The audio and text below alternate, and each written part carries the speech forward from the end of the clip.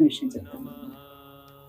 ప్రతి ఒక్కరు దేవుళ్ళ కొబ్బరికాయలు కొడితే, దీపాలు పెడితే, హోమాలు చేస్తే, వ్రతాలు చేస్తే మాకేదో వస్తదని చేస్తారు. అది పెద్ద అజ్ఞానం. పెద్ద మూఢనమ్మకం అది. ధర్మదేవతకు అన్యాయం చేస్తున్నట్ట. ధర్మదేవతకే కళంకం తెచ్చేటటువంటి పని అది. గీతాచార్యుల వారు ఏం చెప్పారు కృష్ణ పరమాత్మ అంటే, నిష్కామ కర్మలు చేయమన్నాడు. నేను ఒక మాట చెప్తాను వినండి. పితృతర్పణాలు ఎందుకు ఇడుస్తారండి?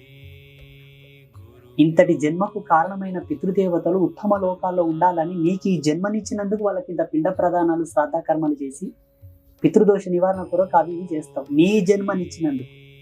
నీ జన్మను వాళ్ళ జన్మలనిచ్చిన ఈ ప్రకృతికి నువ్వేమిస్తున్నావు? అంటే ఇది నిజంగా వాళ్ళు అంటే వాళ్ళకి ఆహారమే గురుజీ, లేకపోతే ఇది ఒక ఆచారం? అదొక పెద్ద వ్యవస్థ అండి. దాంట్లో చాలా అంతరార్థమైనటువంటి విలువలు ఉన్నాయి.